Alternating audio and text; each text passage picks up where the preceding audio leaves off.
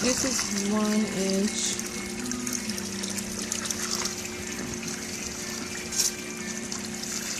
That's got to be 2. It does. The other one looks smaller. So 1 inch pipe comes up out of the pond, and that's a sump pump. It comes up here, and it's a single pipe that runs along all the beds and the sump tank. With this ball valve to adjust how much water, because if you don't have a ball valve, the first tank gets all the water and the last tank doesn't. Okay. Can you see? You see these pieces, a 45, a straight, an elbow, and they're just pushed together. And I've wrapped them to the tanks with something more durable than zip ties, because zip ties rot in the sun. And then this one, this dumps water into the sump tank for any extra when you want to relieve pressure from the tanks if you've got too much pressure on your pump. Okay. If you look down in here, you can see where the water's draining out of the first grow bed, and then down below that is the pipe that goes straight to the pond that returns the water to the pond. And those are put onto some gaskets and sealed, and it's real important how those are put together so that they're watertight. Okay. This right here is a drain, and the IBC tanks come with it on the bottom, and we set this up just in case we ever had to, and it's just buried there. Ever had to drain the system. Okay. That's how you get good water out of the system. And you see how they're set on these 2x6s? I have 2 2x6s, one on each side, onto the cinder blocks. That comes across the top of the sump tank, and then my tanks overlap like this so that the drain from the bell siphon goes straight into the tank. Okay, can you explain bell siphon? Okay, this is a 6-inch piece of PVC pipe with holes drilled in it. This is also very time-consuming, setting this up. There's another male-female adapter. I think it's a male adapter, just like in the sump tank, but smaller. And it goes through the bottom of the tank. You put the fitting on it that takes this inch. I think it's an inch. It goes in that hole. The water then fills up to the top of this. This is filthy. The reason this has little legs on it is so that the water can go up underneath it. It leaves an air pocket. If you've taken a glass and stuck it in the water, it leaves an air pocket. This leaves an air pocket. This fills up around it. When the water level gets so high, it squeezes this little air into such a tiny space that it actually does like a burp. It goes like that, and the water inside here starts running down this tube real fast. Okay. Okay? And that does that, and why? Dumps the tank. Okay. Because it's flood and drain, flood and drain. Okay. And it goes on and on and on and on and on. And this just keeps the debris out. And each tank has that. Originally, a lot of the plans I saw had this in the center of the bed. And the reason we put it on the corner is because Bernie, who's helped me set this up, said, if there's troubles, you got to get in there. This is much easier. Okay. And it's 6 inches, so you can, this is the part because I'm cleaning this. He put his together with a 4-inch pipe, but you can't get your arm down in here with all this assembled. Does this come with holes? No. Okay. Neither does this. This one has holes, that one has legs. There's all the different styles of doing this, and you can see the roots just take over. Okay, so this is 6 inch, this looks like 1 inch, and what's that, 2 inch? That's probably 2 inch, or 2 1/4. And then the cap, and this is where your parts get expensive, because, I mean, the parts. Right. It's durable, though. It's real easy to get. They aren't parts you have to mail order or anything like that. They're all just regular PVC parts. And lava rock you just got from who? I got this from a nursery down the street, and I believe I spent $90 on all of this, if I remember correctly. Did they deliver, or did you just fill up a truck? We went there and filled up Steve's truck, and then we backed it up in the driveway, and we hosed it because it's filthy. We hosed it in the bed of the truck to get a lot of the dirt out, and then bucket by bucket brought it here. These are fairly sharp. They need to be sanded down so that they're not lethal weapons. Okay. Also, PVC pipe fits over the top of these to make a trellis like that for any up. Nice. I put that there for the tomatoes. The tomatoes went down instead. They didn't like the trellis. Okay. Something like me. So here's the third one. Now these two tanks drain directly into the sump tank because they're over it. This tank is different. The hole's in the same place, and then we ran this pipe underneath, and it comes out in the sump tank. And you can see it down in there. I'm not sure where the camera's. Yeah, but it's in there somewhere. Okay, so I see one that's draining and a pipe that's not doing anything. This one is empty. That one is draining. That's the other grow bed, the third grow bed. Okay. And this is, see how full this is? Holy smokes, we got an issue. Something's wrong. It's not draining fast enough. So, I'm going to shut you off. And these are nice too because you can shut them off. Yeah, something's wrong. This might be how I'm losing water. It may be overflowing. Look at all these tomatoes. And I killed the big tomato producer. Okay, so... This is another drain. But it's not doing anything. Nope, that's if you want to drain the system. We put that piece on there so we could hook other plumbing up to get the water away. But your tanks, you look on your tanks, you've got that on your Right, tanks. and you don't use those at all for the most part. No, no. Okay, where are your pumps at? Okay, my pump is in my pond. You only have one pump? Yes. Normally, in a lot of the systems you see on YouTube, they have the pump in the sump tank because the sump tank is lower. In this case, my pond's lower because it's in ground.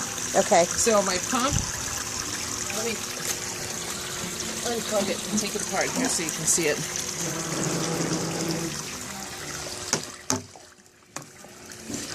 And I do this to clean it because it gets a lot of debris in it. Okay. So you see how it's a bottom feeder is a sump pump? Yeah. So it gets all kinds of debris in it. That's the disadvantage of having the pump in the fish tank.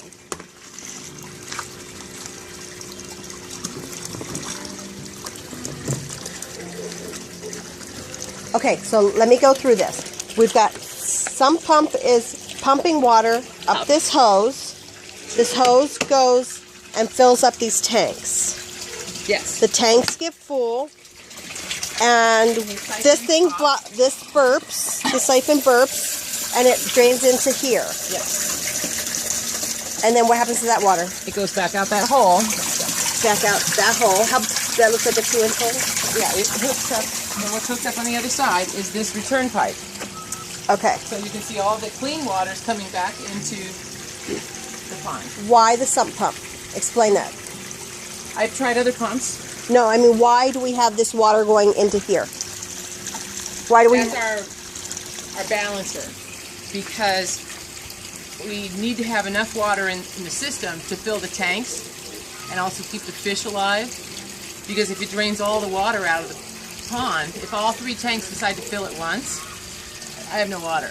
Okay. So, and if it's too much, say if all 3 of them decide to empty also, I've got another place while this pump is busy pumping the water out. That one's at a reservoir. Now, it only holds so much because the pipe, the drain pipe is up, I don't know, 8 inches up off the bottom. Which bottom? Bottom of what? Bottom of the sub tank. See where that connector is down there? Okay, that's about how big? I'm not sure how deep that is. Can you do? It's that high off the bottom. What's that? 8 inches? That's probably closer to 8. Okay. What is that that's in there? That is a homemade heater. The tilapias don't like it cold. So what this is an element out of a, the element out of an electric water heater. You could buy them at Home Depot. This was Bernie's invention. He made this. I have since, snails everywhere. I have since found what I'm going to try next, because this takes a lot of talking to keep it running. And you can see there's an element in there. That element gets hot and it heats the water. There is a device that they use where it freezes in other parts of the country to keep your horse's water bucket from freezing. And it's a similar type of a device that you drop into a 5-gallon bucket and it keeps it warm. It keeps the water a lot warmer than the fish need.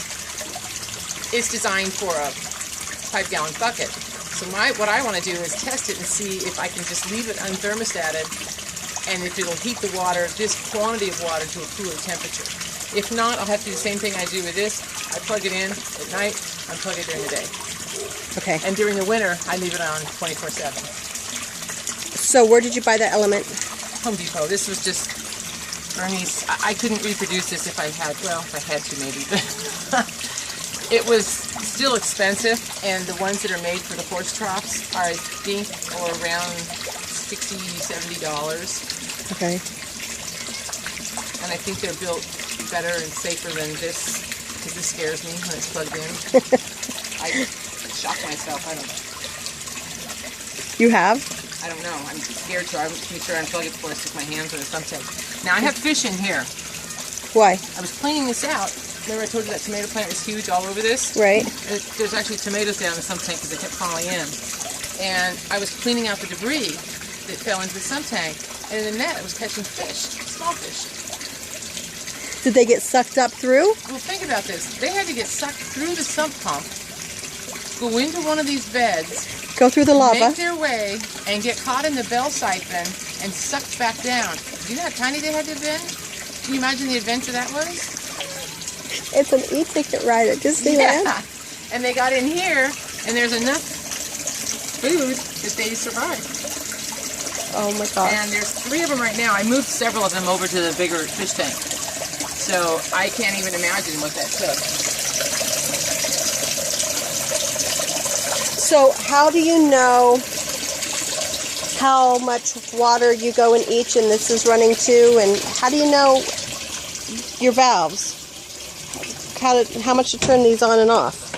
Because the third one is open full force. Oh gosh, this tank's next. Look at the roots.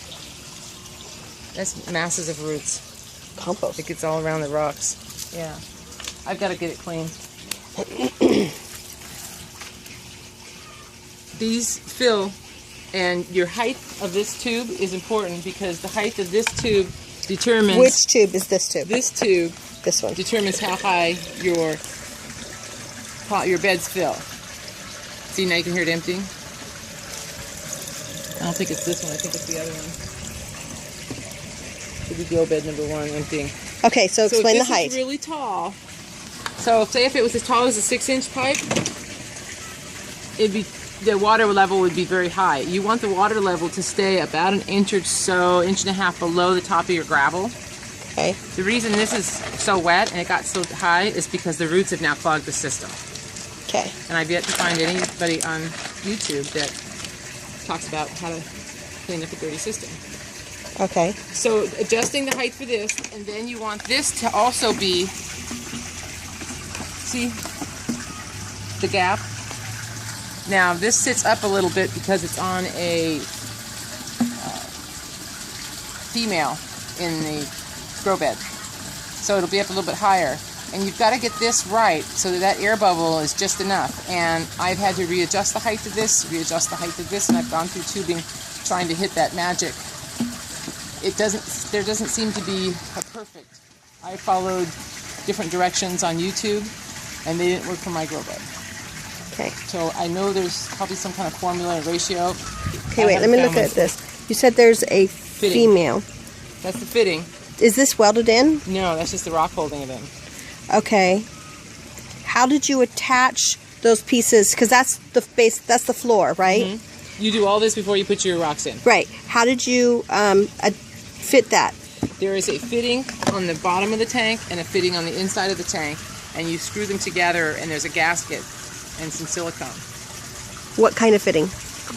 I can show them to you. They're male and female adapters. They're PVC adapters at Home Depot. Okay. And I found gaskets to fit them. Okay. Yeah, as far as going and buying a kit for this, I know there are people that sell kits. They'd probably be more expensive. Yes, quite a bit. Quite a bit. Okay, how did you cut this? We took the cage apart, and there's a great video on YouTube that tells you how to take the cage apart. And it is not a regular screwdriver. It's that little I have tool. those. Okay. You take the top bars off. You see on your tank the 2 top bars that go across? Okay. You take them all apart and you take this tank out. You measure it, mark it like a magic marker. And we used a skill saw. Okay. And you have to have help because this is so flexible, especially when you get to your 4th side. You've just got this piece of jello all over. Then you put them back together. And this is the bottom of the IBC tank. You'll notice on yours it comes with another platform that encompasses this piece down here. We took that off because it would have made this bed so much higher, and I really wanted it to look all even. This is the top. Okay. And you can see the difference in the framework. So that's the bottom, that's the top, that's the bottom, that's the top. Okay. And we took, did we use a grinder? What did we use on these? I don't think we used a hacksaw. How big are these? Do you know? Is it a certain... This is exactly half. Exactly half. Mm-hmm. Okay. Oh no, wait. Oh yeah, they're just a little bit less. This sun tank is a little more than half, and these were just less than half because we had this strip left over. So where's this now? Okay. So after we cut it, then we had to go back and recut a portion off, which is really hard because it's shaking all over the place. He convinced me to keep this because I could use this for gasket material, and so far I've just been collecting dust. Pause. Over here was lower. We added bricks, you can see, to get it up to the right height. I wanted them all to be the same height. You can use your materials that you've got. And this is a good height to work on. I like it because it's doesn't have to bend over.